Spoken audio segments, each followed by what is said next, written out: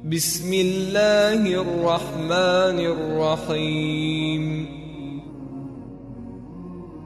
حضرت ابو ہریرہ رضی اللہ عنہ سے روایت ہے کہ رسول اللہ صلی اللہ علیہ وسلم نے فرمایا، مجھے دوسرے انبیاء پر 6 چیزوں کے ذریعے سے فضیلت دی گئی ہے۔ مجھے جامع کلمات عطا کیے گئے ہیں، دشمنوں پر رعب و دبدبے کے ذریعے سے میری مدد کی گئی ہے، میرے لیے اموال غنیمت حلال کر دیے گئے ہیں، زمین میرے لیے پاک کرنے والی اور مسجد قرار دی گئی ہے، مجھے تمام مخلوق کی طرف رسول بنا کر بھیجا گیا ہے، اور میرے ذریعے سے نبوت کو مکمل کر کے انبیاء کو ختم کر دیے گئے ہیں۔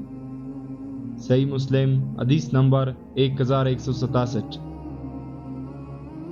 حضرت عائشہ رضی اللہ عنہا نے خبر دی کہ ام حبیبہ اور ام سلمہ رضی اللہ عنہما نے رسول اللہ صلی اللہ علیہ وسلم کے سامنے اس گرجے کا تذکرہ کیا جو انہوں نے ابشا میں دیکھا تھا، اور اس میں تصویر عویزہ تھی۔ کہا، بلا شبہ وہ لوگ قدیم سے ایسے ہی تھے کہ جب ان میں سے کوئی نیک آدمی فوت ہو جاتا تو وہ اس کی قبر پر مسجد بنا دیتے اور اس میں یہ تصویریں بنا دیتے۔ یہ لوگ قیامت کے روز اللہ عز و جل کے نزدیک بدترین مخلوق ہوں گے۔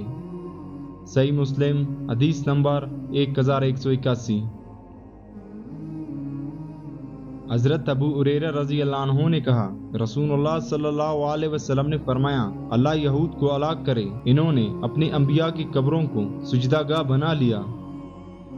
صحیح مسلم حدیث نمبر 1185۔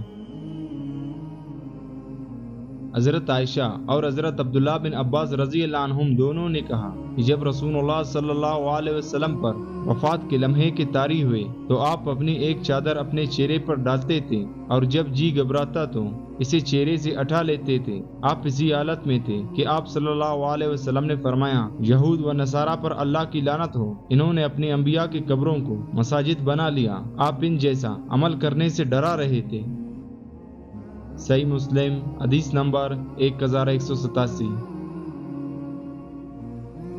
حضرت جندب رضی اللہ عنہ نے کہا، میں نے نبی صلی اللہ علیہ وسلم کو آپ کی وفات سے 5 دن پہلے یہ کہتے ہوئے سنا، میں اللہ تعالیٰ کے حضور اس چہرے سے برات کا اظہار کرتا ہوں کہ تم میں سے کوئی میرا خلیل ہو، کیونکہ اللہ تعالیٰ نے مجھے اپنا خلیل بنا لیا ہے جس طرح اس نے ابراہیم علیہ السلام کو اپنا خلیل بنایا تھا۔ اگر میں اپنی امت میں کسی کو اپنا خلیل بناتا تو ابو بکر کو خلیل بناتا۔ خبردار، تم سے پہلے لوگ اپنے انبیاء اور نیک لوگوں کی قبروں کو سجدہ گاہیں بنا لیا کرتے تھے، خبردار تم قبروں کو سجدہ گاہیں نہ بنانا، میں تم کو اس سے روکتا ہوں۔ صحیح مسلم حدیث نمبر 1188۔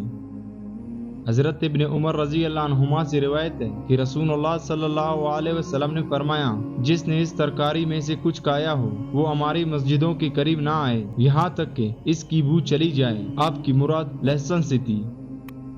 صحیح مسلم حدیث نمبر 1249۔ حضرت انس رضی اللہ عنہ سے لہسن کے بارے میں پوچھا گیا تو انہوں نے جواب دیا، رسول اللہ صلی اللہ علیہ وسلم نے فرمایا، جس نے اس پودے میں سے کچھ کھایا ہو وہ ہرگز ہمارے قریب نہ آئے اور نہ ہمارے ساتھ نماز پڑھے۔ صحیح مسلم حدیث نمبر 1250۔ حضرت ابو ہریرہ رضی اللہ عنہ سے روایت ہے کہ رسول اللہ صلی اللہ علیہ وسلم نے فرمایا، جس نے اس پودے میں سے کچھ کھایا ہو وہ ہرگز ہمارے مسجد کے قریب نہ آئے اور نہ ہمیں لہسن کی بو سے تکلیف دے۔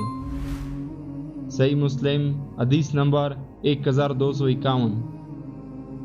ابو زبیر نے حضرت جابر رضی اللہ عنہ سے روایت کی کہ رسول اللہ صلی اللہ علیہ وسلم نے پیاز اور گندنا کھانے سے منع فرمایا، تو ایک مرتبہ ہم ضرورت سے مجبور ہو گئے اور انہیں کھا لیا، تو آپ صلی اللہ علیہ وسلم نے فرمایا، جس نے اس بدبودار سبزی میں سے کچھ کھایا ہو وہ ہرگز ہمارے مسجد کے قریب نہ آئے۔ فرشتے بھی یقیناً اس چیز سے تکلیف محسوس کرتے ہیں جس سے انسان تکلیف محسوس کرتے ہیں۔ صحیح مسلم حدیث نمبر 1252۔